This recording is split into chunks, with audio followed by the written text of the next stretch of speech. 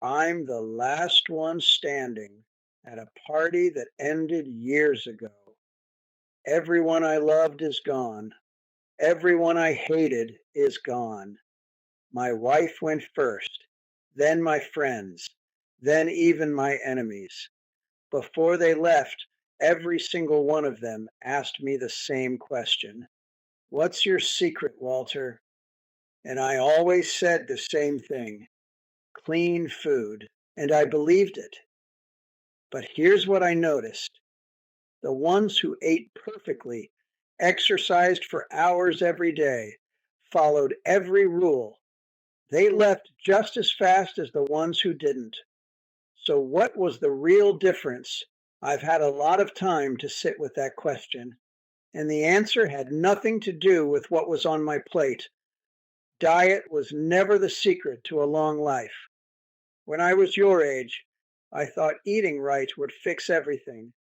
After losing everyone I loved, I started noticing things. My name is Walter. I'm 105 years old. I drove a taxi for 41 years.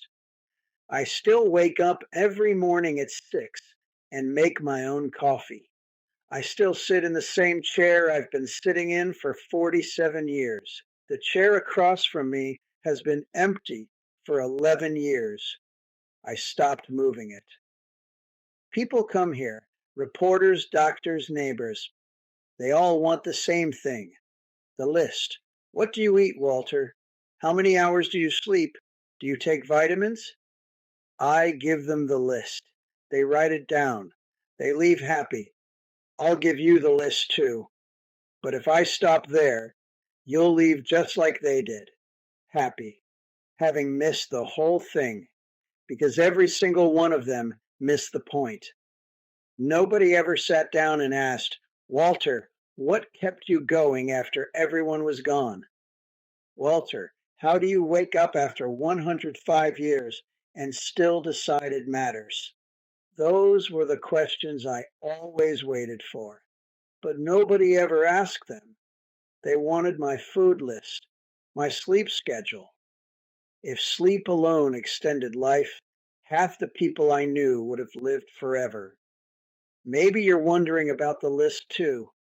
Well, the list: 2 eggs every morning, fried in butter; real meat twice a week; vegetables from the ground; bread, water, black coffee; no powders, no vitamins, and yes, I'll admit it, sometimes a piece of chocolate after dinner; a small whiskey on cold nights. You know, I never starved myself. I never punished myself for eating something I enjoyed. The people who made food into a religion, who counted every calorie, who felt guilty every time they sat down at a table, most of them were miserable. And miserable people, in my experience, don't live long. There was a doctor, I can't remember what year, a long time ago, young man, very confident, told me my cholesterol was going to get me before 60. I outlived him. Found out when I went to the hospital. Didn't know what to say. Said nothing and headed home. Write down the list if you want. It's real. But what I'm about to say is far more important than any list. Nutrition is only one piece of this puzzle. Back when I was still driving, I had a regular fare for 4 years. Twice a week, same hospital. I never forgot his name: Dr. Paulson. Nutritionist. Had books, gave lectures. The man knew everything about food: what to eat, what to avoid, exact portions, exact timing. Listening to him on the phone in the back seat, coaching his patients on what to cut from their diet, I learned more from that back seat than most people learn in a classroom. One day I asked him, Doctor, what's the secret to a long and healthy life? He said, Walter, eat clean, sleep well, avoid stress. I said, "Do you do all of those?" We listened to the engine for a moment. Then he said, "I eat clean. I sleep fine. The stress part, I never figured that one out." Dr. Paulson passed in his 70s. I drove his wife to the service. I think about him sometimes. That man had all the knowledge, wrote all those books, and the one thing that was wearing him down, he knew it, named it, and still couldn't let it go. If a healthy list could keep a man going, he'd have lived forever, but it couldn't. The real answer wasn't on any plate. I came to understand that because of Margaret. Margaret and I were married for 58 years. Yes, 58. And I was a good husband in the ways that are easy to measure. I worked, I came home, I didn't disappear. But she used to say something year after year. "Walter, you're sitting right there in that chair, but you're still driving that cab. Come home now." What she said was part of what got me to this age, because when I retired, I just sat around for months. No shift, no route, no responsibilities waiting for me.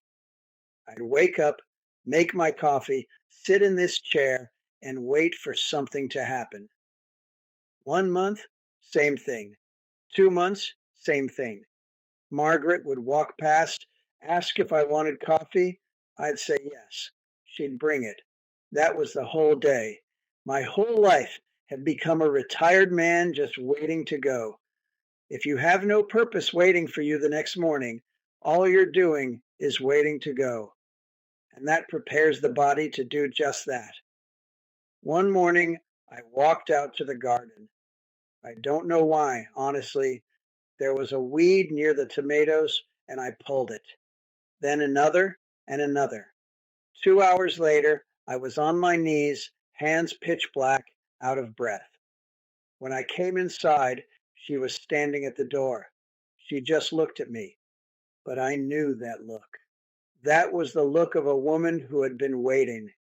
Not for an hour, not for a week, for years. I had found a purpose and gone after it. I wasn't just sitting around waiting to go anymore. Purpose doesn't have to be big. It just has to get you out of the chair. For me, it was the garden. When I turned 70, I started walking 20 minutes a day. I know every crack in that pavement. Those small routines kept me going. If I had spent those years just sitting around, you wouldn't be watching this video. Every day, I gave myself a reason. Not big, small. Stopping to argue with the neighbor on the corner about football. Putting on music at 7 in the evening. Watching for the sunlight through this window at exactly 4 o'clock every single day, like clockwork. Small things, embarrassingly small, but they kept me here. Every morning, I had a reason to get up, and they gave my day somewhere to go. The ones I watched go the fastest, they retired from purpose and work at the same time. They just sat down, and the body took the cue. With stomachs full of clean food, they drifted away slowly and quietly. Now here's the part I haven't said yet, the part that cost the most. Margaret passed 11 years ago. It'll be 12 this October. The years start folding into each other after a while. That's one of the hard parts of living this long. The morning after she was gone, I woke up at 6, out of habit. I went to the kitchen and made 2 cups of coffee, put them both on the table, and I stared at those 2 cups for a long time. I couldn't drink mine, couldn't, but I didn't pour hers out either. I just left it there and sat with it. The coffee went cold. The light in the kitchen changed. An hour had passed. maybe more. And at some point, I realized I was still breathing, still sitting, still here, and the day wasn't going to wait for me. The hours kept moving. So I got up, went to the garden, pulled some weeds, walked my 20 minutes, came back, called my son Robert, didn't say much, just talked. And somewhere in that ordinary, painful, unremarkable day, I found a small reason. Not big, just enough. That is the only real secret I have. Every day you have to find a reason. Some days it's small enough to fit right in your hand. My son Robert, 78 years old, 40 minutes from here, called last spring. Said he'd been meaning to visit. Work was busy. He'd come when things slowed down. I said, Robert, I am 105 years old. Come now, or you come when I'm gone. Your call. He came that Saturday. We sat on this porch for 6 hours. He told me things he'd been carrying for 30 years. I told him things I should have said when he was 40. He comes every 3 weeks now. Every 3 weeks. Having good people around you is not a luxury. It's part of how you stay alive. I know that now. And one more thing, because I'm too old to lie. Part of living long is luck. My father lived to 94. My grandmother lived past 90. The body I was born with had good bones. I could tell you it was all discipline and intention, but that would be a half-truth. And half-truths are for people who still have something to protect. My name is Walter. I'm 105 years old. This morning, I woke up at 6, made my coffee, went out to the garden. Just a few minutes. I can't kneel like I used to. Watched the light come through. Put on a record. Sat down in this chair.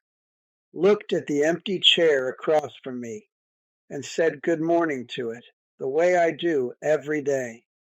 Eat real food. Move every day. Keep people close. Find something, anything that makes the morning worth opening your eyes for. But more than any of that, stop just getting through your days. A man can make it to 105 and still have checked out early in all the years he spent waiting to arrive somewhere. The days are not in your way. The days are the whole thing.